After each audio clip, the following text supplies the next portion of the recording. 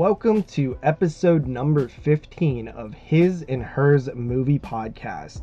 It is April 18th, 2020. I am one half of your host, JP, and joining me tonight is Carly. We're both podcasting out of southwestern Pennsylvania, and tonight's episode is featuring the film Porno, 2019, getting its wide release in 2020. It's a Fangoria Presents film. It is not a actual porno, am I right, Carly? Yes, and I would like to add, if you are trying to Google this move, whatever you do, do not type in porno 2019 or 2020. You want to type in porno horror movie. Or Fangoria's porno. Yes, because, guys, let me tell you, if you type in porno 2020, you get a bunch of X videos. And it is scary. Why is it scary? Because I am not allowed to watch those vids. Ooh. Yeah, so we will be reviewing Fangoria's Porno, which is a brand new film here. We should have a special guest on, but no promises, just in case things go awry. But I think we have a special guest joining us for Porno. Yes. For a porno. Yes. We're going to film a porno. Yes. Wait, what? No, I'm just kidding. So, yeah, it is been a little bit. I think we took officially like kind of a week off based on how schedules lined up. Yeah. It wasn't intentional, but we just we sent Jason the one episode. He didn't get to it for a few days, and then it just it was gonna be like a mess. So we just decided to take a pause, sort of find a new recording date almost, and yeah, we'll go from there. So this is Porno 2019. We had a pretty eventful last couple days. My birth happened. That it did. Happy birth. Yeah, we put out a video, which you guys heard about. It did really well. That video did well. Yeah. So, yeah, thank you, everyone who viewed it. It was fun to do. We're gonna make more for sure. And, so we did that vid, and last night we actually finally recorded the 85 show for your podcast. It happened. It happened last night. And it was pretty epic, pretty long show as per usual, and it was a fun time. It was a party. I enjoyed it. It was cool listening to lists, and I think the people will like it. Yeah. Yeah, I think that it's going to be a really good episode. Yeah. So, other than that, have you really done much of anything lately? Well, I had the craziest week ever. It actually disappointed me that I've slowed down so much, but I watched a lot of movies last week. Yeah. Like a ton. How many moves? A lot. Oh, I see. I haven't really. I think I would say my pace is pretty much the same. Dude, my pace was insane. Look at the pace. I already know I'm getting there on the perfect line. Yeah. Pace amount. Yeah. Dude, I'm not even joking. This was an insane pace. So, let me just put this in perspective. The very first week of the year, I watched 13 movies, which I thought was pretty good. 13 films in a week, pretty good, right? Yeah. Wrong. Oh no. Then I dropped down to 10 movies, and then the week after that 8 movies, then the week after that 5 movies, then the week after that 4 movies only in a week. Then I picked it back up and watched 11, then back down with 5, and then I kind of went steady, 9, 10 films, 8 to 10 every week, until week 12, March 18th through the 24th, where I watched 15 moves, which was more than the first week, which was 13. Then the week after that, I watched 15 moves. Then the week after that, I watched 16 moves. Then the week after that, last week, April 8th through the 14th, I watched, in 1 week, 22 movies. It's ridiculous, dude. 22 movies in 1 week. So that's It's like 3 a day. Yeah. A little over 3 a day. Yeah. But I didn't watch 3 every day. Some days I watched 2, but some days I watched 4. Wow. Yeah. So insane. I've already I think there's only because it goes Wednesday to Wednesday, there's only 1, 2, 3 more days in this week, and I think I've only watched like 2 movies, so definitely not getting it this time. Definitely not hitting it that high again. But it made me realize, like, I was like, man, some weeks when we have the podcast and stuff, and I'm like, dude, I got like 12 movies to watch this week, and I'm like, honestly, like, it's not even that hard. Like, I watch 22 movies in a week. Like, let's say I have 3 days left and I have 8 movies to watch, like, I could watch them in 2 days and have a third day free. I realized that it's not that hard to watch 4 movies in a day. Yeah, I mean, it's not, like, if I have a day off nowadays, like, I can usually do that, honestly, 3 or 4 movies, but, what's crazy is I was doing that while working. Yeah, I was gonna bring that up too. I mean, I can't be doing that at work, but well, it helps with my schedule because I get off at 11 and then it takes me about an hour to get home. So it's midnight and I'm like, okay, what's there to do? You know, sometimes I'll play Madden or something, and the Switch that you got me, but like last week I just felt like watching movies, and I would just pop one in, pop another one in, pop another one in. I just did that.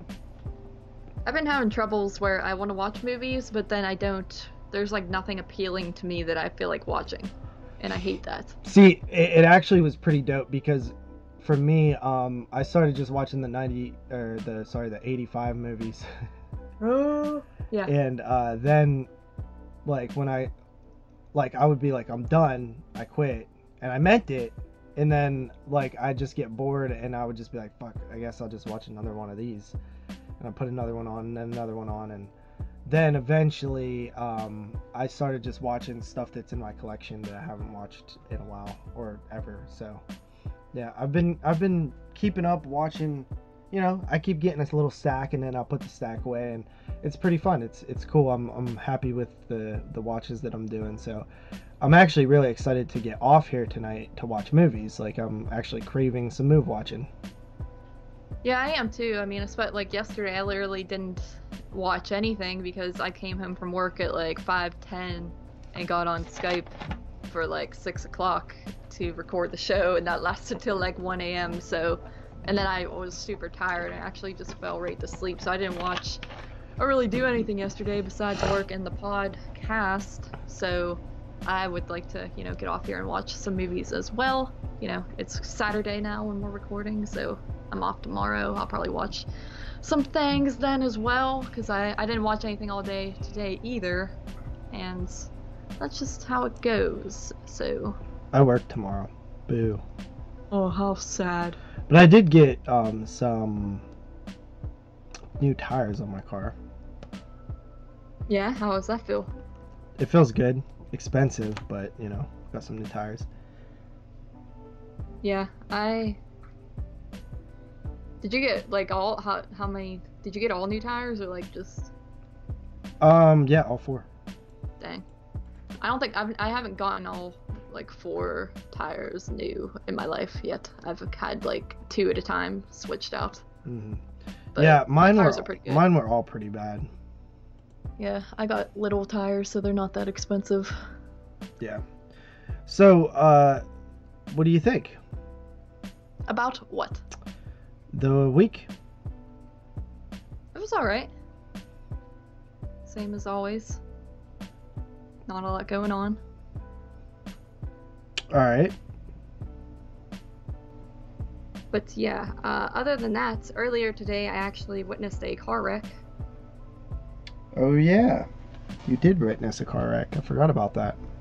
Yeah, so that was scary. He wrecked pretty much trying to avoid me. So it was your fault?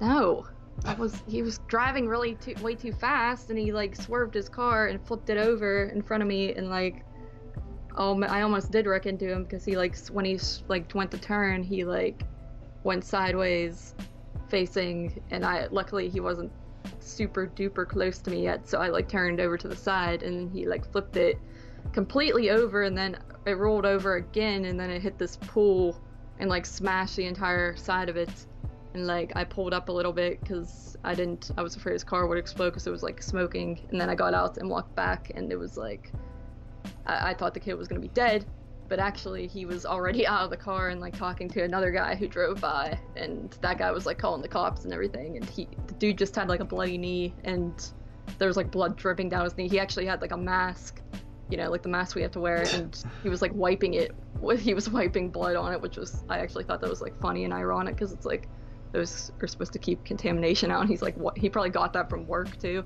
because he was like a pizza delivery He's wiping driver. Corona into his wound. Pretty much, but he was a pizza delivery driver, and the funny thing, it's messed up, but like I knew that already. He told me he was, and then I saw before that his Fox's like pizza bag was on the floor because it had fallen out of the smashed window, and it was just on the ground in the grass, and I was like, yeah, I see that. And then his first thing was, he was like, my mom's gonna kill me because my older brother already crashed 2 of our cars. And then he goes on to say, so should I like call my mom first or work? And we're all like, your mom? And then he asked me to just call his work, so I just looked up the number, and I was like, hey, is this the place and this place? And they're like, yeah, and they were all friendly. And I was like, so your delivery driver just like completely destroyed his car in front of me, and he's not dead, he's fine, but he will not be delivering any more pizzas today, probably. And the guy, and you know, the dude was just like, oh, that's Luke, like. Oh, Luke crashed his car again. Yeah, that's how he made it sound. And he was like, all right, we'll probably send someone out to like check on him, thank you. And then I was just like, are we good here? And I left. But yeah. I 100% thought I was going to see a dead body for the first time in my life, like a young, like he was 17 years old too, and I was like, this kid, if I look in here and he's dead. But he was all, like I said, I didn't even pay attention. I don't know how he got out of the car. He must have crawled out the window. I don't even know actually, but he was alive and fine, and it was crazy. That was probably the craziest thing I ever saw in my life. Really? Yeah, it like shook me up, and I was like, I can't imagine what that kid feels since I'm like shaking and nothing happened to me. But that is my story that I'm sticking to. Have you ever seen anything wild like that? I don't think I've ever seen a car crash or anything, but my friend did once, and he told me about a incident in which he lived down below me here, and he used to work on these gas wells, like as a security guard. And how it worked would, like, when there would be a new site, his boss would just text him like GPS coordinates, like the night before, like longitude and latitude. Mm-hmm.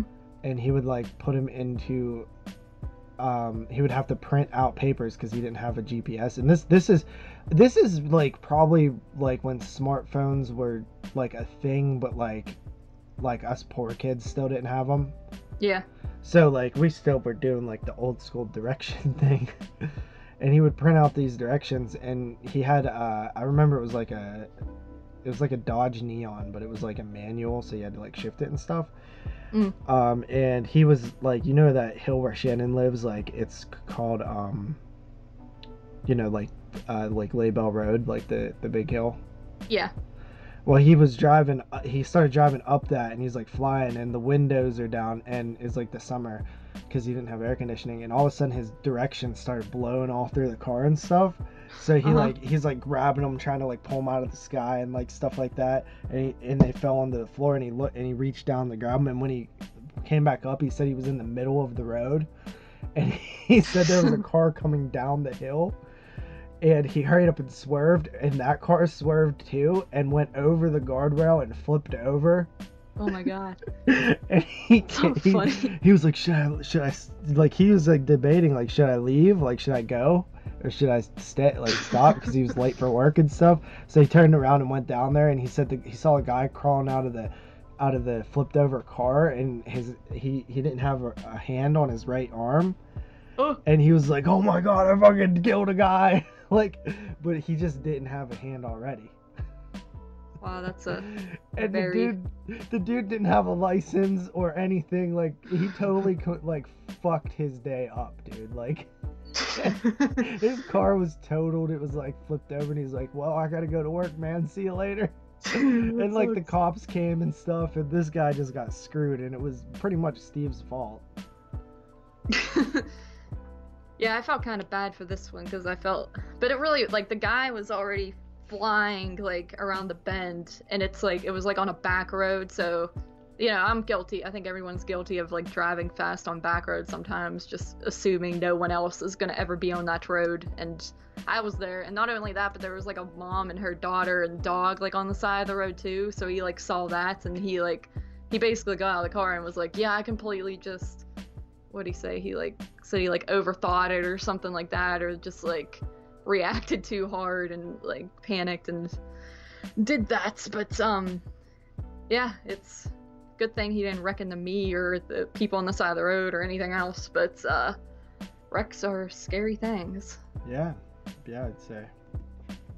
And it's crazy how some people live and they're completely fine when it's like the craziest accidents. Yeah, like that dude, like the one I was telling you about, like completely jacked his car. Like I remember seeing the guardrail and everything like the next day, and I was like, wow, dude, like how didn't you kill that guy?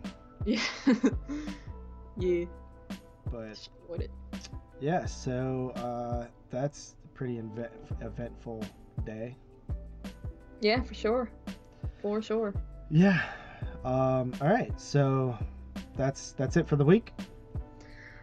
Pretty much, other than that, same old working and watching movies. So, all right, that'll do it. Cool. So, without further ado, would you like to get into the movies we have watched? Yeah. Who wants to go first? I mean, I assume you've watched. I know you've watched way more than me. So if I could go first, maybe to like just rally them off. Where did I leave off? Okay. So yeah, a lot of my watches were last minute 85 watches, honestly. So I'm glad to be done with that year, just to like move on to something new. But yeah, so for my 125th film of the year, I watched The Dark Power, and this is, again, an 85 movie. Half of these I probably don't even remember anything about, but yeah, The Dark Power, this was, I believe, a movie about, like, the spirits of these Indians, American Indian zombies, attack these college students, after they've been, like, brought back from the dead, pretty much. So, yeah, I don't remember it a whole lot, to be completely honest, but it was pretty bad. Honestly, it was hard to pay attention to, except for the ending when the Indian zombie people actually start attacking them. I thought that was actually kind of entertaining, at least. Not good by any means. The acting's horrible, and the look of them is, some of them are actually kind of creepy looking, but I did kind of like the ending because it reminded me of more of a slasher-esque film, but other than that, not that good of a movie. Definitely a lower tier of, probably one of the lowest on my list of 85, but it was on one of those ones I found on YouTube and thought, like, might as well just check it out. But then after that, I watched Gun Massacre. This is one I almost forgot about for 85. I remember Derek and Moods and people kind of discussing it way early on and saying, like, oh, it's a wild one, you gotta check it out, and I forgot about it, and then I finally remembered and watched it, and this movie is a lot of fun. Once again, it's a bad movie, bad acting. There's really nothing to the plot. It almost feels like there's not a lot of character development. It kind of feels like one of those ones where people just are brought in to be killed off in a way, but it was actually really funny at parts, and very entertaining. The actual killer is it's hilarious. His voice is like morphed to this like robotic sounding shiznit, and then he's got obviously a nail gun, and it's so funny. He shoots people and they don't even really try to run away or escape. They just stand there and scream for like a long period of time, and then he just shoots them, and the way he does it's not even ways that would kill them half the time. But it's a mess of a movie, but it was a lot of fun. You know, for enjoyment value, I would probably rate this one higher. I gave it a 5.5, but I always want to rate it higher just for the fact that it was entertaining. Then after that, I actually just watched Insidious 4. That was just one I had picked up and figured I would go ahead and throw on in the background one day. Not really in the background, I was watching it, but was doing some other stuff. I'd seen it before, obviously, in the theater, and I like that one. You know, it's probably the least good of the Insidious films, but with that being said, it's still a good movie. You know, 7.5 territory. I like it. It focuses more on Lynn Shay's character and her own personal demons, and this was the first time I watched it since seeing it back in the theater whenever, I think that was like 2 years ago that came out.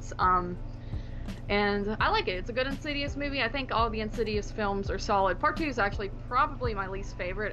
You know, it's probably better than Part 4, but if I had to pick a least favorite, it would be that one, story-wise. But so then after that, I checked out Lost After Dark, and that's essentially a throwback 80s slasher film. I'd wanted to see this one for a while, just based on the cover. I kind of I'm always interested when people try to make these throwback slashers, and you know, it was one of those things for the cover, like, said all this stuff like, oh, it's the best 80s slasher not set in the 80s, and all that type of jazz. I don't know, these don't always really do it for me. This one... What is it? Lost After Dark. Oh, okay.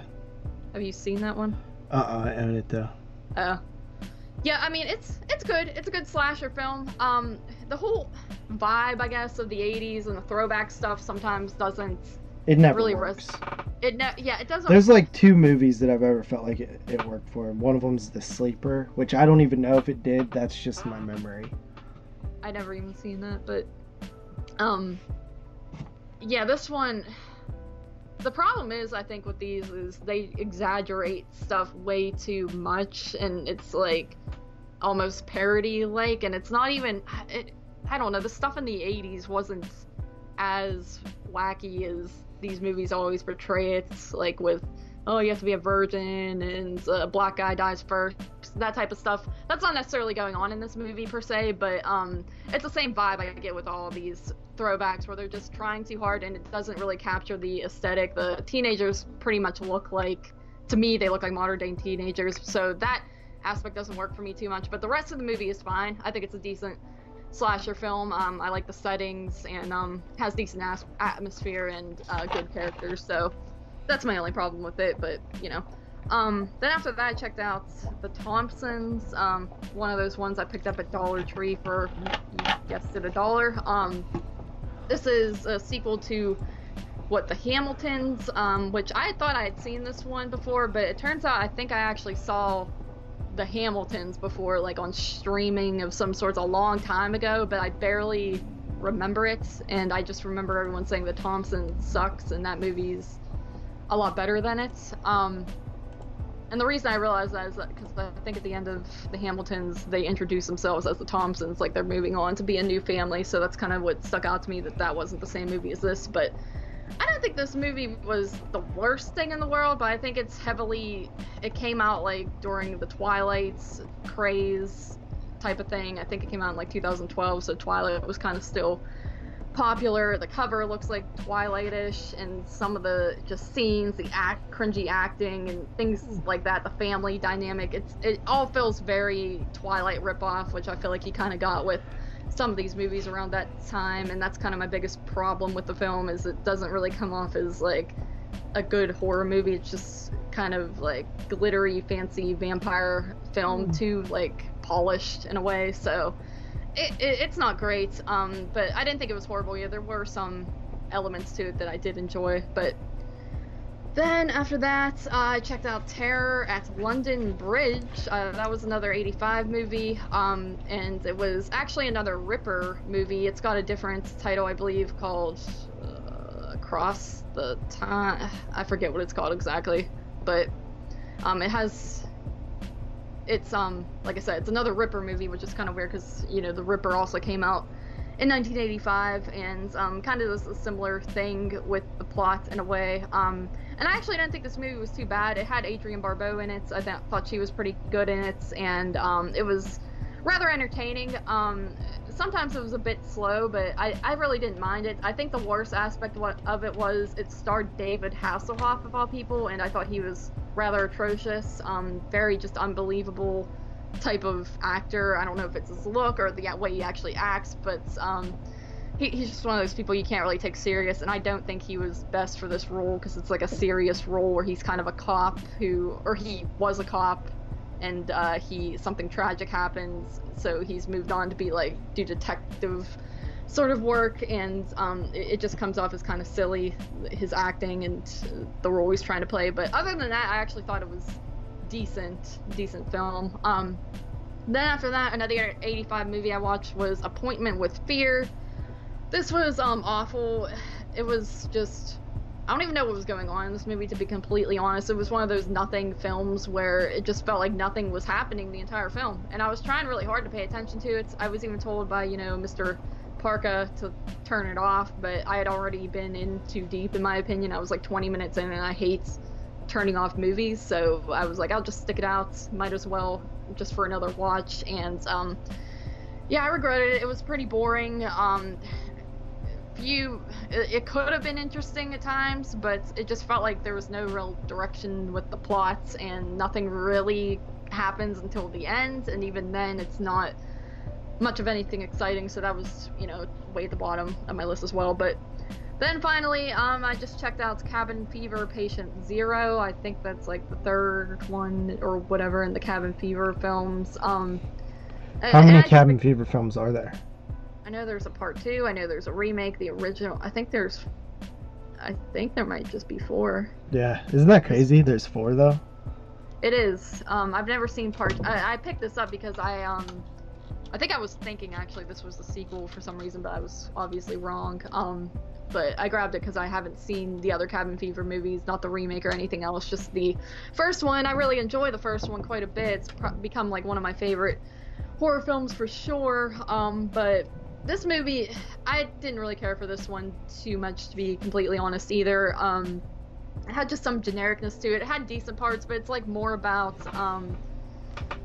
quarantine, oddly enough, and like the virus itself, and like people having the infection, and it's got like all this lab stuff, which I've kind of mentioned before. I am very bored by that type of stuff, because it's got scenes with like people in the lab, but then it also has scenes where it's focused on a group of teenagers, much like the first one, and it's like a group of kids who go to this island to sort of hang out and camp out and stuff like that. Those parts were alright, but then it kind of all joins together at the end, and I don't know, to me it was just kind of basic, generic, not something I really was too crazy about.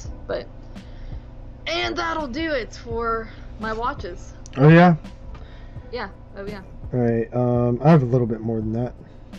Whatever, dude. Alright, so first up, number 145 of the year, The Cabinet of Dr. Caligari, 1920. I talked a little bit of smack about having to watch this movie to you. It ended up blowing my shitter out, as Mid says. Yeah. This movie's amazing. It's truly amazing. Like the fact that the narrative is like as complex as it is for the time is pretty crazy. The fact that like once the end happens, you're like, oh, that all makes sense. The visuals are really cool. Like, you ever see like the animated Beetlejuice? Alright, well, Moods made this description, but like everything's like pointed, and like the buildings are like, askew and stuff. That's how this is. It's super interesting and cool. I loved it. I definitely want to get the Kino release one day. I gave it a 10 out of 10. Yeah, I heard you guys' review. It kind of made me want to check it out myself. Kind of blew my mind a little bit. Blew out the butthole. Yep. Then I went 1985's Document of the Dead. This film has many release dates: 1980, 1981, 1985. Because there's a couple of different versions of it. But I own the old Synapse DVD, which seems to have had the longest version, I think. And that is basically a documentary following like George Romero making Dawn of the Dead in the mall. It's so cool, dude, watching it, because it's behind the scenes footage of them in the mall. So like, you know, like the big center part where, you know, they had the Q&As and stuff. Yeah.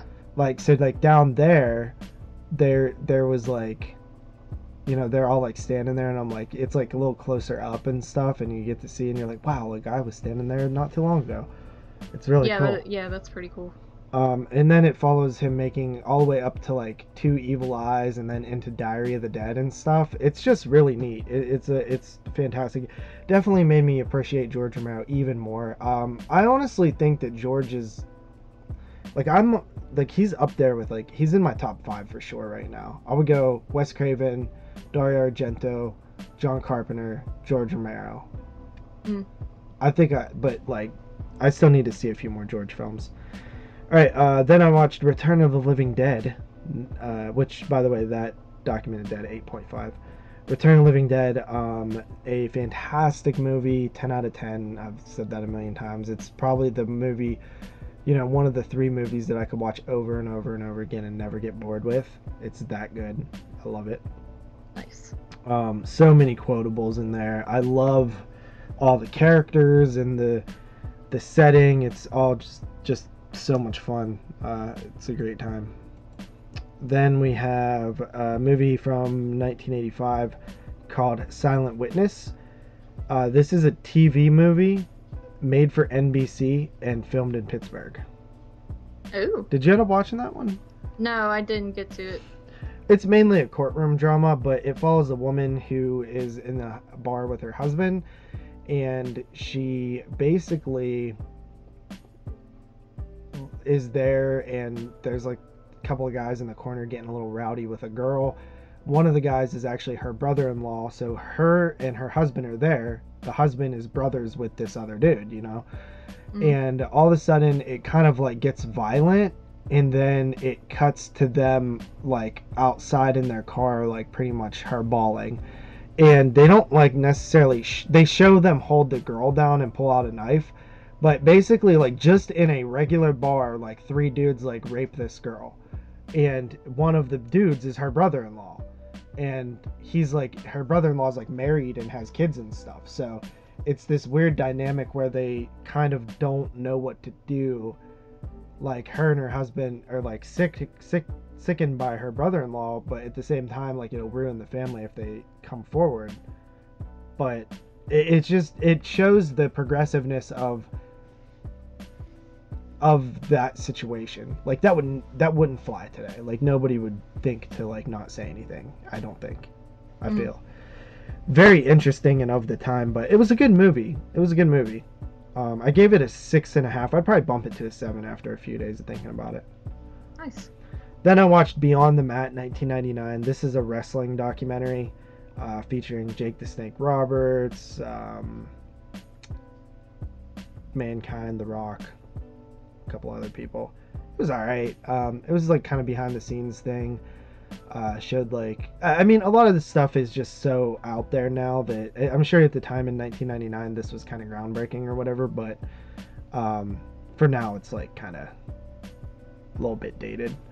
But I still gave it a 7. Then we move on to Cat's Eye, 1985.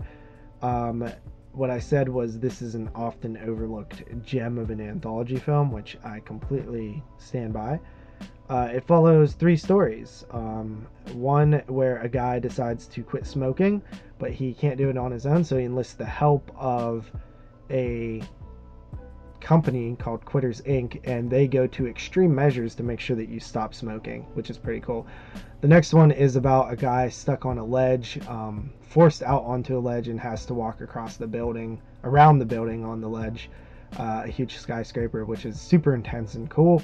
And the third story follows a dwarf minion troll thing who steals the breath of young Drew Barrymore, and it's up to the family cat, to save her. Yeah. Very good movie. I gave it an 8 in my initial watch, but I bumped it to an 8.5. Nice. Then we have 1985's Day of the Dead. As you can see, I did a lot of 85 prep. Day of the Dead, one of the best zombie films ever, in my opinion, the greatest zombie film ever. an amazing, just an amazing thing. Just an amazing movie. Tom Savini's effects are amazing. I love everything about it. Mm-hmm. So that's a 10. Then we have movie 152 here, The Demon Within, 1985. This was a very short movie. It was like only an hour long, and it follows a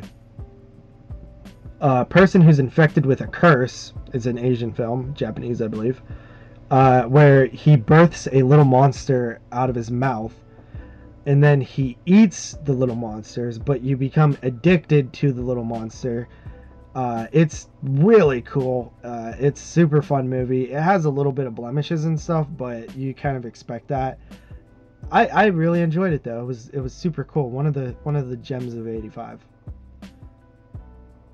Gave it a 7. Cool. I didn't watch that one. Then I watched Come and See, 1985. This is a war film, a Russian war film, following a young, like, 12-year-old kid who finds a rifle and decides to join, like, the resistance in, I think it's like Belarus or something. Belarus. It's one of the Russian-ish countries. And the Nazis come through and basically, like, destroy the town, and it's super sad. And I swear this kid visually ages like, he looks like an old man by the end of this movie. And he's like 12 years old. It's raw, it's gritty, it's messed up, it makes you sad, it makes you like hate the world. It's a depressing movie. 9 out of 10 on that one. Come and See. Beautiful work of cinema. No opinion on that? I mean, I haven't seen it. I don't know. I didn't know if I would like that. It sounds depressing. And then I watched Friday 5, aka A New Beginning. Love this one. Love the characters. One time I thought that this. One time I thought that when I was a little kid that Jason was wearing a human mask. Why would you share that story on not 1 but 2 pods? No one wants. You're embarrassing yourself. It's one of my favorite Fridays. 8.5 out of 10. Yeah. Then I watched Gun Massacre along with you. It was honestly way better than I expected, and it was a lot of fun. It's one of the funner 85 movies, and it's a slasher. It's a killer dressed in a motorcycle helmet with a air-powered nail gun, and he sounds like Darth Vader.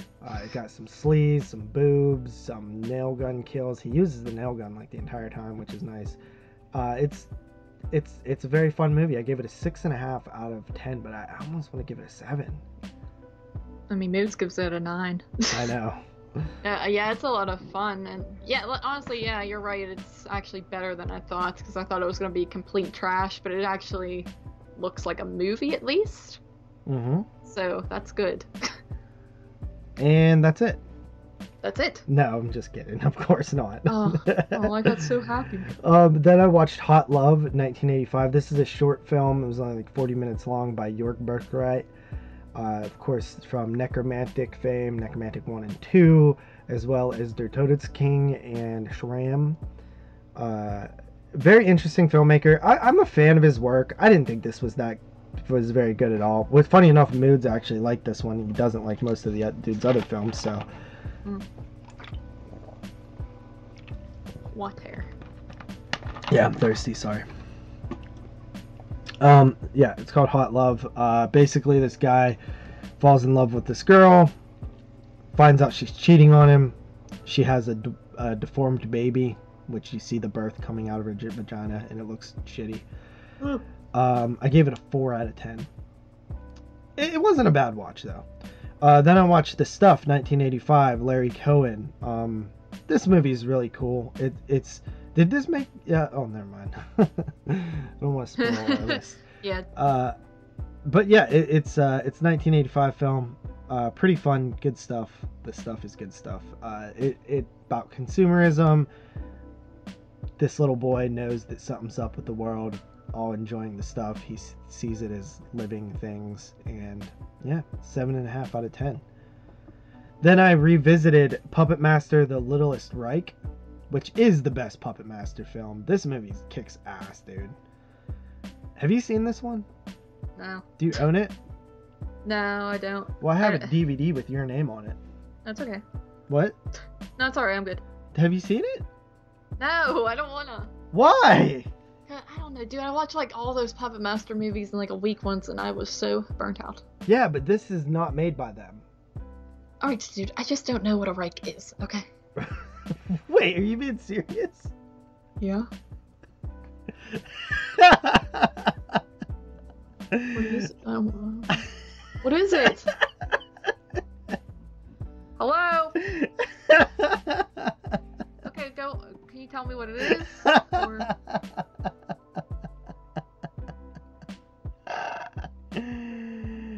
You never heard of like the Third Reich? No. Buddy. I said no. Really? You're embarrassing me. What? Why? Cause what is a Reich? Just let me know. Why don't you know this? Why aren't you letting me know, dude? Did you actually not know what that is? I mean, I don't know exactly what it is. So you don't know what it is. Like... It's like, it means realm. But the Third Empire. It's the Nazi... The Reich, the Third Reich was Nazi Germany, Hitler stuff. Oh, I feel so dumb. Oh. Jeez, buddy. But, yeah, you know, the Littlest Reich. Because they're Nazi puppets. Didn't you say a while ago I could, like, ask you a question about stuff and you would not make fun of me, you swear? I think. Yeah, you were like, don't be afraid, little guy. Don't fake it, you know? Just ask. Anyway, Puppet Master: The Littlest Reich follows a dude who owns a blade puppet. He takes it to this convention. The whole movie's set at a convention. Meanwhile, all the puppets like come back to life and basically wreak havoc, and it's super awesome. Dude, it's like 20 minutes of setup, you know, like 40, 50 minutes of gore after that. Do they wreak havoc? Yes. I gave it a 7.5 out of 10. Very awesome Puppet Master movie. Then we have House, 1985. One of my favorites growing up. Ding Dong, You're Dead. Horror has found a new home. You are cordially invited to spend an evening with Roger Cobb and his friends. Don't come alone. Yeah, good fun move. Yeah, I love it. It's a favorite of mine.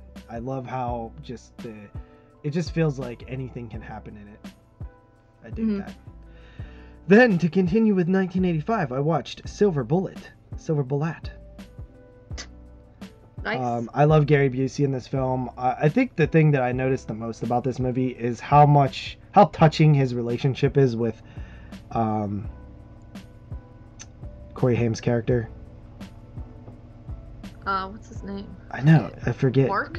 No, it's like a basic name, I think. Yeah, but I feel like it's like with a Y or a... Why? No one has a name with a Y. No, at the end, like Grady or like Richie or something like that, you know what I mean? Yeah, I feel you. Damn it, I don't know. That's bothering me.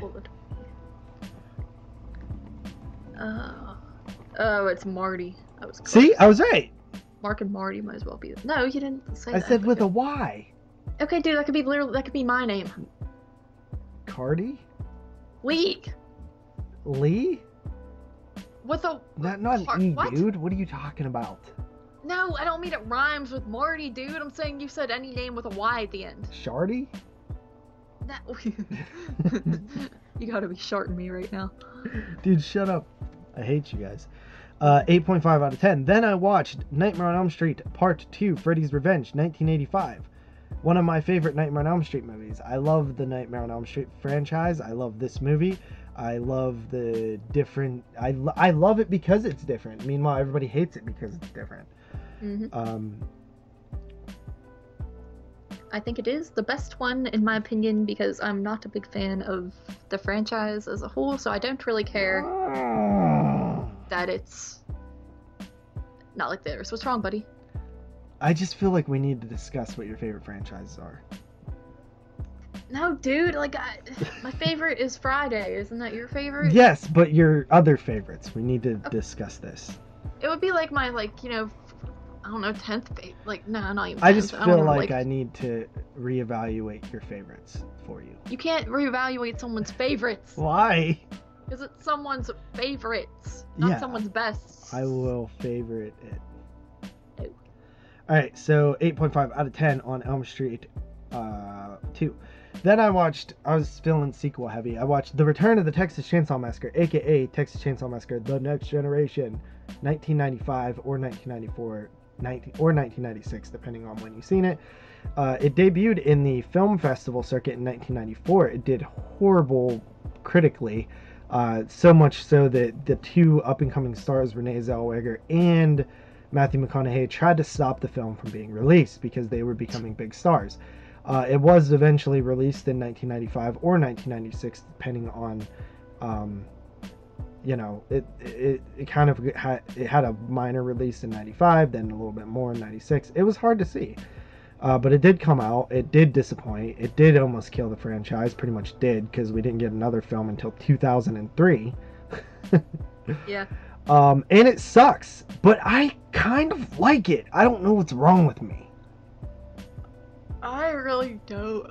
This one was on TV a lot, I remember. Dude, like, right? It would always be playing late at night. It was only this Showtime. one. Yeah, I used to watch it because that's just, flipping through the channels. I would be like, oh, okay, I'll just watch this, and so it was like nostalgic for me. But then it's like I watch it now and I just think like this is really, really bad. Like, it's awful. It is really bad, but I still kind of like it. I don't know what the problem is. I picked it up on Blu-ray. I'm crazy, I know. Yeah. Then I gave it a 3.5 out of 10. Nice. Then I watched. That was it. Really? No. Did you say no? No, there was one more. Oh. Okay. The Peanut Butter Solution, 1985. This is a bizarre little kid's film. Basically, this kid sees a ghost and it scares his hair out of him. So he has no hair, he's bald. His family's like, oh, it'll be alright, you'll grow your hair back. He isn't growing his hair back. He goes to the doctors, they're like, yeah, you got a shriek. And they're like, what? And he's like, yeah, did you see something real scary lately? And he's like, yeah, I saw a ghost. And they're like, yep, you had a shriek. I don't even know if they're saying shriek, they say some kind of word, but the doctor's this basically nonchalant, like, yep, that's why. And I'm like, what the hell's going on in this movie? Then he meets these ghosts, these homeless ghosts. They teach him how to make this solution out of like banana peels, eggs, and peanut butter and stuff, but they tell him only use 1 tablespoon of peanut butter. He doesn't feel like it's working, so he uses 4, and then his hair won't stop growing. Meanwhile, there's a little Asian kid who rubs it on his balls, and his ball hair grows out through his pant legs. And this is a kid's movie. Oh my god. It was really bizarre. Meanwhile, there's almost like this weird teacher that I was almost getting like pedophile vibes with. I give it 7 out of 10 on that one. Very cool movie. Severin Kids released that. And that's it. I did not watch that one. It's not really a horror movie, but yeah, that's kind of why I was like down to the nitty gritty and I didn't feel like it. But all right, cool selection of moves there. I'm just kidding. I have more. Oh my god! Are you just kidding about that? About what? Having more? No, you know that I have more. No, I don't. I'm not counting these. I'm just writing them down as you go. Creepers, 1985. This is the American version of Phenomena. It is like a greatest hits version of Phenomena. It's good. It's decent. It doesn't take its time, and if you've seen Phenomena before and you just are in the mood, this is kind of a good version to watch because it's quick. It's like 80 some minutes and it flies by. All the action stuff happens. You're missing a little tiny bit of gore, but you're not really missing like full-blown kills or anything. It just cuts away faster. So if there's a gore scene that's like 6 seconds, it might be 5 seconds. And yeah, it's pretty good. It's pretty good still. I give this particular version an 8 out of 10. Meanwhile, the other version I give an 8.5 out of 10. And that's it. Really? No. Okay, dude, the joke's not gonna get old soon, so... This is the last one. This is the last one. You said that about peanut butter solution. I watched Reanimator, but I watched the Joe Bob version. So, yeah, Reanimator's great. It's kind of the version... it finally solidified that I really like this movie. Joe Bob and Darcy talking about Reanimator. Joe Bob really praises this movie, talks about how good the performances are and stuff, and gives some backstory on it. Always makes me appreciate movies a little bit more. So that is Joe Bob, Monster Vision, The Last Drive-In, movie number 165, Reanimator from 1985. And that was the last of the 85 moves. R.I.P. RIP to 85. It's been good. Pretty much watched. I ended up with 64 films watched. Yeah, I watched 55. Just to put that in perspective, I watched 165 movies this year so far since January, and 64 of them were more or less 1985 movies. That's crazy. Yeah. But yeah, so I guess with that being said, we'll be getting into our featured review. Alright, so we would like to welcome in our special guest for some porno. It is the host of Kill the Cast and I guess a bunch of other shows. Underwater Kaiju from Outer Space, the Atomic Age Saucer Cast. Is that what it's called? Did I get that right? Yes, you've got both of them right okay. from the get-go. It's Mr. Jerry. Yes, it is the me. red herring. And, I was excited. They were like, we're going to review porno. And I'm like... Dude, I have a big collection of porno. And then they were like, yeah, it's a movie about Christians in a movie theater. And I'm like, time out. Hold up. Do they fuck? No. They don't. And I was... No, I'm just kidding. Carly told me she had watched this movie. And said it was pretty good. So I was like, you know what? I'm bored as fuck at home. And... I can't get anyone to Skype with me at 8 a.m. in the morning, so I'm gonna watch this. Carly said it was good, so I'm gonna watch it. And I watched it, and then I was like, Carly, let me on the show. Yeah, pretty you much. are our second guest ever. Well, technically third-ish, because we had two people as guests on the one show. Really? Andrew and Austin? Oh, yeah, I forgot. I thought it was just Austin for some reason. No, yeah, I remember we couldn't get a hold of Andrew. He, disappeared, but then we finally found him. I have a bad memory. Yeah, but, I mean, this is technically the second episode that we've had, I guess, of any sort, so welcome aboard. I'm so excited. Yeah, so, the film is porno, but before we get into it, it is put out by Fangoria Films, and the only way you can really see this right now is to go to fangoria.com/watchporno. The only way you can see it legally. And you could rent it. And by doing so, you actually support one of, I believe, 13 different cinemas. So you have the Alamo Drafthouse, Philadelphia Film Society, Screenland Armor Movie Theater, the Frida Cinema Film Bar, Gateway Film Center, Cleveland Cinemas, Central Cinema, North Park Theater, and Row House Online. So yeah, and I think it's $12 to rent, and yeah, you're supporting a theater. You get to pick which one you want to support, which is pretty cool. Of course, none of those are around us. Yeah. Correct. Yeah, but yeah, it's a film that was supposed to get a mild theatrical release on my birthday, actually, 4/10. But they ended up going to the Vimeo on demand type thing because of the whole coronavirus, obviously. But it was a South by Southwest Film Festival favorite during its time last year. So, it was one that I was aware of. It's Fangoria Presents Porno, and that brings me to my next point here. Fangoria Films, which started in 1990 with their release of Mind Warp. Has anybody ever seen Mind Warp? No. No. It is a movie that is from 1990, but it got its kind of wider release in 92. And it stars Bruce Campbell and Angus Scrimm. Wow. It is a post-apocalyptic science fiction horror film, but I've actually never seen it. I've seen it float around on DVD. It came out through like TriStar, but it had like the Fangoria label on it, I think. And I've never seen it, but I've always heard that it was like kind of a little hidden gem that when they first started doing their films. So there's been a few iterations of Fangoria films. So the first like 3 was Mind Warp, Children of Night from 1991, and Severed Ties, which I actually own Severed Ties on VHS, and it's about it kind of reminded me of like a whole like Full Moon era type stuff, like Reanimator type thing. It was like a regeneration experiment where this dude grows his like a reptile, like how reptiles can like grow their tail back. He tries to do that with his arm, and his arm turns into like a reptilian creature.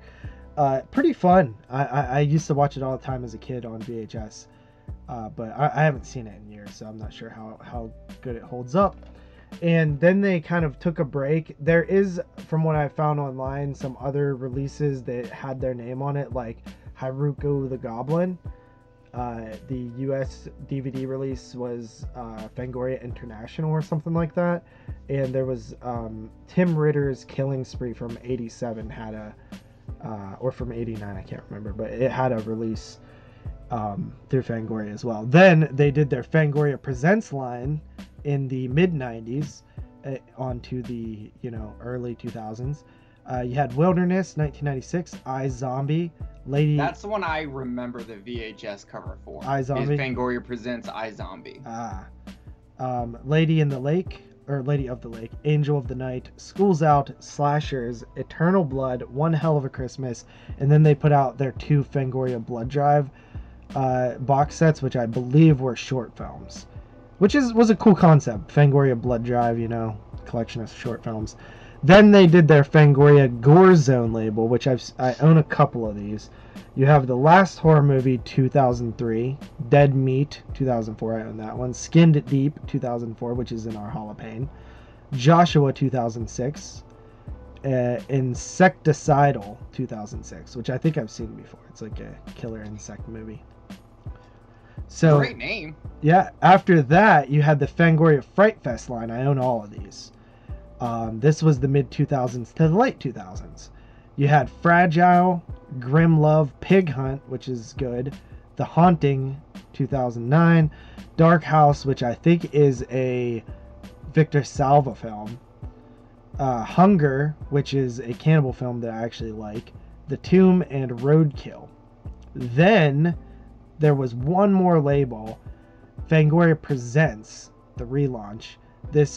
We actually reviewed all of these except for actually there was 2 other ones that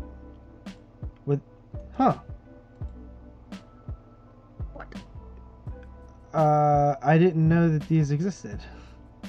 I don't know if they came out in the line that because an early episode of 22 Shots we did the Fangoria Presents line, but there was 2 on there that wasn't on there. But they're listed here on Wikipedia. So Axed 2012, which we covered, Inhuman Resources, which we covered, which was the best one, Entity, which was the worst one, Sin Reaper, which was horrible, Germ Z, which was decent, and then there's Omnivores and Corpsing, which we didn't cover. I don't know if they're actually part of the line or like a separate thing, but I didn't know they existed until I just looked at this. So that was in 2013, and now there's sort of a new Fangoria Films relaunch, and Puppet Master the Littlest Reich was considered one, and then there was VFW was considered one, but they're not like, it doesn't seem like they're like Fangoria big on the cover or anything. They're more like distributed by Fangoria and Cinestate, right? Yeah, well, even the films that I had mentioned were not in-house Fangoria productions, minus the first 3 films, Mind Warp and stuff. Those were produced by Fangoria. The rest were just them releasing the film. But yeah, they're not actually. I think, I don't know if Porno was produced by Fangoria or not. But I do know that they're not labeled how they were in the past, where it's like Fangoria, probably because most of those films I listed sucked. so they're probably like, Fangoria used to sell these films, now it's like a hindrance to them. But yeah, Puppet Master the Littlest Reich was good. I mentioned that earlier. And then VFW was really good as well. What about Porno? Carly, get into Porno. All right. Like, Make that your new job. Yeah. Start your OnlyFans right now. All right. I shall call them up right now. No. Okay. So, the plot is when 5 teen employees at the local movie theater in a small Christian town discover a mysterious old film hidden in its basement, they unleash an alluring succubus who gives them a sex education. Written in blood. Oh my god. So Satanic spooky. Panic was another one. I forgot about that. Ooh, loved. Then you know what? This new line that Fangoria is putting their name on.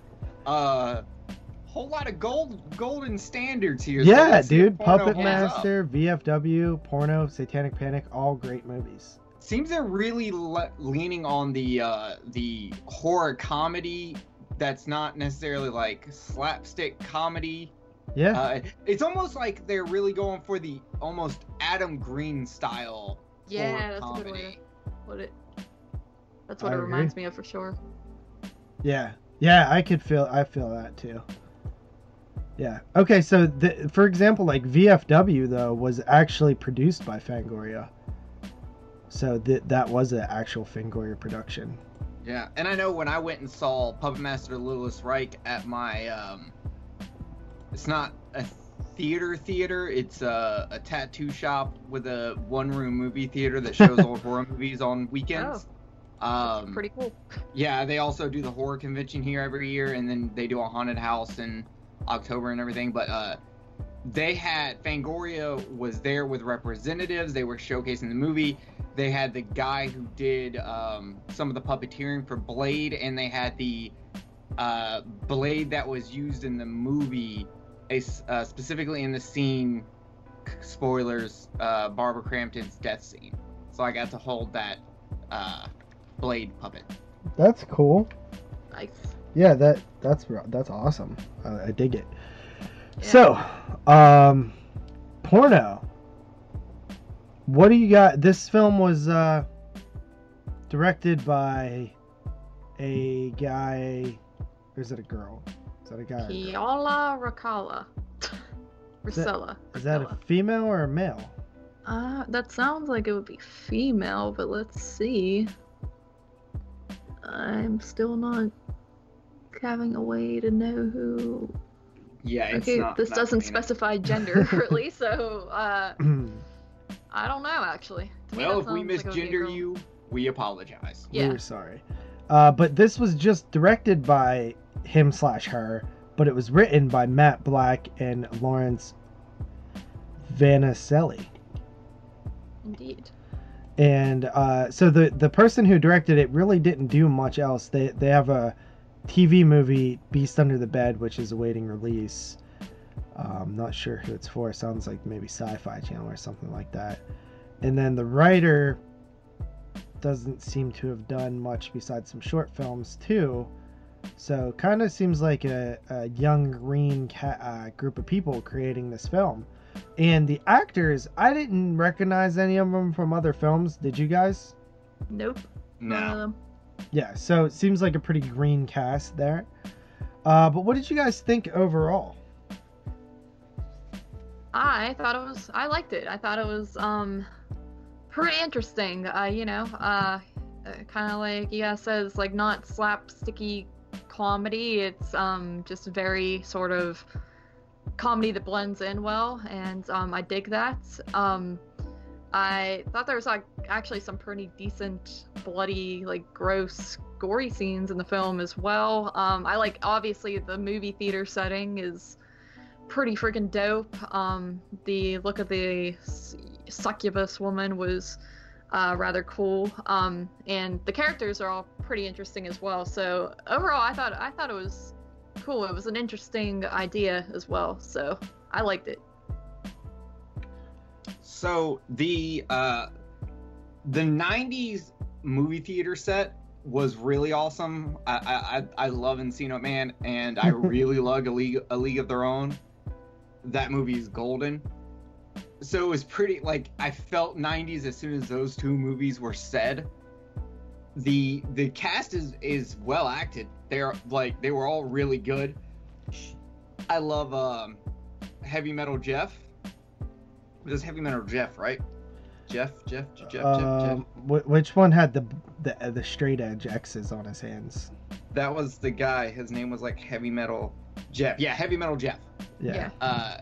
But he's actually into hardcore, and like I know people in the hardcore community, and I know people in the straight edge side of it, and man, some of them really do act like that. I know a lot of like hardcore straight edge Christian guys, and some of them can really be that intense. It reminded me of like that. I just expected these people to start acting like I don't know if you guys ever watch King of the Hill, but the episode where Bobby joins like these Christian skaters and they're like, praise him.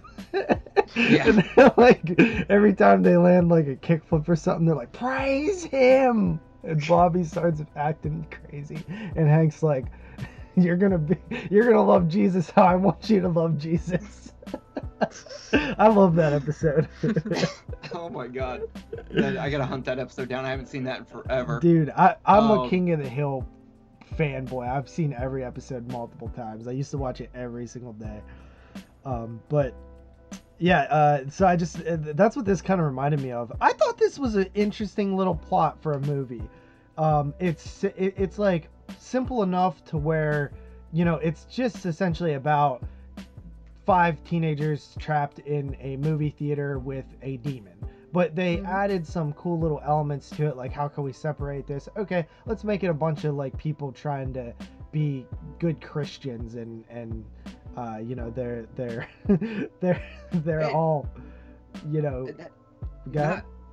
not only that, like the movie is unique in the sense that it is about a bunch of Christian characters, but not in the way someone would think about if I said that to them. Like, they're all struggling with their faith in some way or another, and they also realize that, like, as the movie goes on, that how they do things based on their faith and how they blindly trust people based on being in that faith can really come back and bite them. Yep. And that was really good and really unique. It was almost, it's not pushing Christianity in your face. It's not pushing anti-Christianity in your face. That is just these characters. That is just this town. It is such a background thing, but it drives the movie without putting it in your face, which I really, really loved. Mm-hmm. And did anyone, when they were watching the film that they found that releases the succubus, as it said in the little Lilith intro thing Carly said, did anyone else get popcorn vibes? Yeah, I love I got demons and popcorn vibes. Yeah. But yeah, I love the movie set within the movie thing, and that's all really cool. And honestly, like, I thought it was funny that they were debating on watching Encino Man. I've never seen A League of Their Own, or whatever it's called. I don't even know what that is. Is that a baseball movie? It is a baseball movie. It's about the time where in I think it's World War II, everyone's getting drafted, so there's no actual men's baseball. So they start up a female baseball league, and they get Tom Hanks's character, who is a drunk guy who used to be an amazing person in baseball. Yeah, baseball player, but now he's just a shitty drunk, and it's about him like coaching the team, and it's actually fucking hilarious. You have is Madonna in that or something? Madonna's in that. Rosie O'Donnell. Yeah, I've seen it. I don't know if I've seen it, but I know what it is now. Chick from the Jeff Goldblum, The Fly. It's really good and really funny. A lot of people don't watch it because they're like, oh, it's a chick flick. It's not. just Yeah. because the main cast is chicks. It is a film that is absolutely wonderful. I mean, I've watched Encino Man like 35 times in my life, so I know And man, that one this pretty is what's well. wrong with this country. You know, people are watching Encino Man and wheezing the juice instead of watching A League of Their Own. Don't wheeze the juice. What accent was that? That's Wheezing the juice, buddy? No, that's how you do it. No. It was the store clerk, the Indian store clerk. Oh, He was like, yes. no more wheezing the Okay. juice. Because I'm just over here like, that was a really bad impression of that. Of Pauly Shore. Ah, dude. Let's start yeah. the Pauly Shore podcast. Dude, I loved me some Pauly Shore when Hey. he did his shtick, man. People When I hated was it, a but kid, throw on Son-in-Law, and I'm sitting down and watching that. dude, I loved them all. Son-in-Law, In the Army Now, Jury Duty, Encino Man, all those were good. Biodome. Biodome, one of my favorites. But yeah, so I dig this. I like how everybody's struggling with their sexuality, and you know, they're all horny and stuff. And the only thing that I will say is I wish first of all, I actually don't like the title or think that it fits with this film very well. Agreed. It's annoying. Like I don't want to say I'm watching porno. I mean, I get it. I do understand the concept. It's like, oh my god, these kids stumbled upon a porno and they're all Christian and they're like, Yeah, but oh. it doesn't even look like a porno. Yeah, it's not really a porno. It literally Yeah. looks like something Anton LaVey would have made in the 70s for the Church of Satan. Mm-hmm. Like, Yeah. it looks like one of his black masks, just more artsy. True. Good point. Yeah, I expected watching this that it was going to be them actually seeing like two people I mean, banging or something. it's not like that. they were afraid to show dick and vagina, especially dick. Yeah. One of my favorite parts was the ball explosion scene. Yeah, that was like making me. It was gross. I loved it. I Ugh, remember he's just putting the ball back in. Carly was like, there's a really gross dick scene. So as I'm watching the movie, I see the first dick and I'm like, okay, that wasn't bad. She couldn't have been talking about Yeah, that. there's multiple dick scenes. Yeah, so every dick scene, I'm just like, is this what Carly was talking Is about? this the is gross really dick scene? a disturbing dick scene. I don't know. And then eventually it got to that dick scene, and I was cracking up laughing because of one of the characters just being like, is it okay if you do this? You know? Yeah. Yeah. I like how when they're finished like tying it up, like they almost like pat it a little bit, like, okay, it's good. It's good now. The dude's like all pale and like dying. Like, how far into spoilers can I get? We go a little bit. We try not to spoil like the movie itself, but that's one thing I will say this about the movie is there's a lot of good twist as it kind of almost each character gets their own like turning point where you learn something about them. Mm-hmm. And a lot of the jokes involve that, especially one character, which like is the character that the girl has a crush on. Mm-hmm. So without getting into spoilers, there are a lot of jokes that revolve around those character twists. Yeah.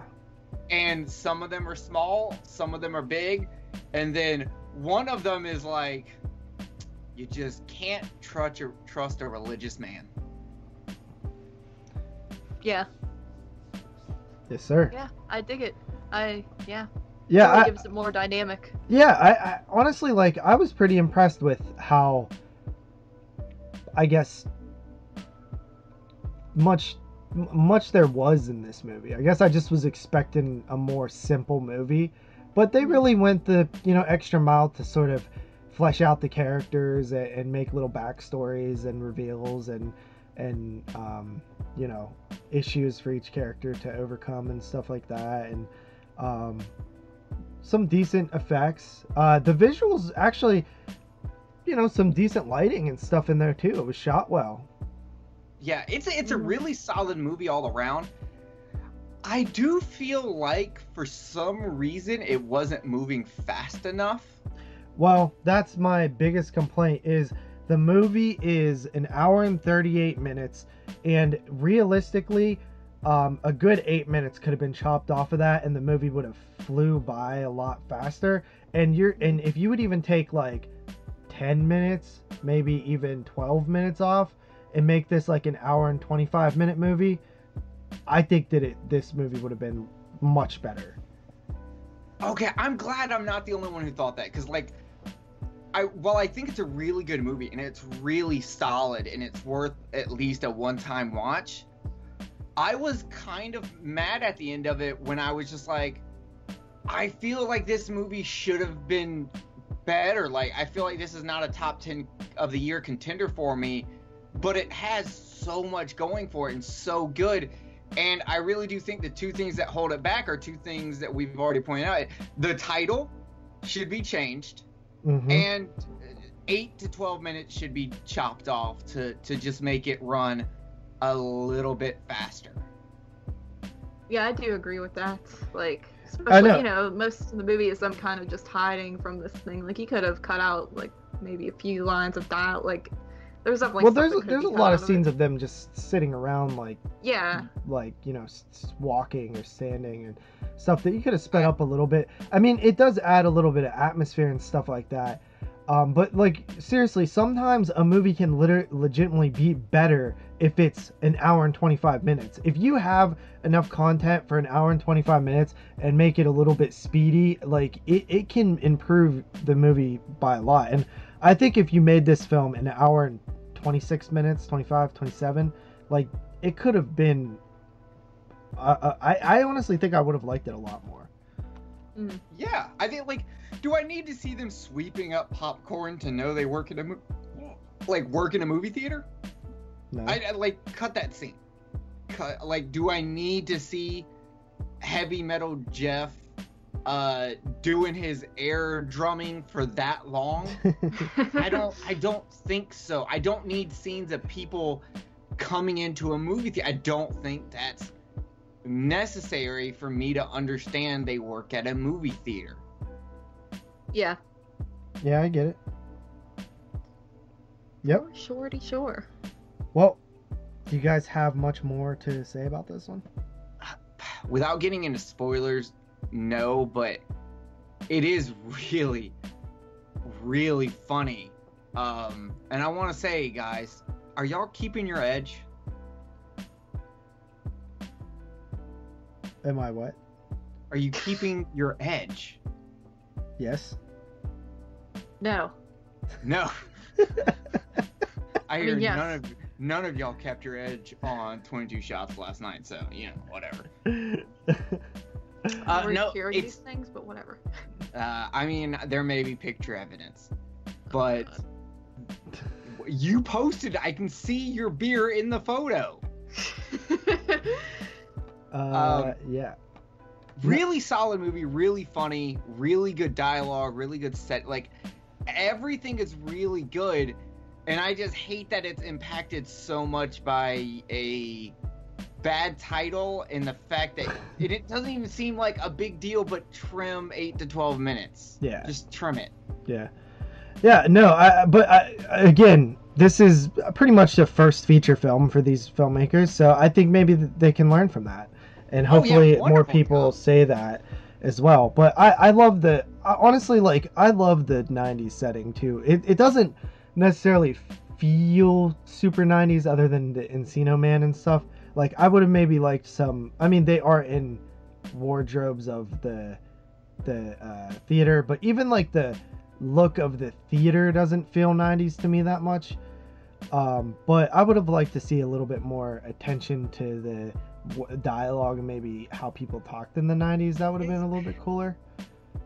But is it because of it being a small Christian town that it didn't feel as 90 to us? Because, like... Yeah, probably.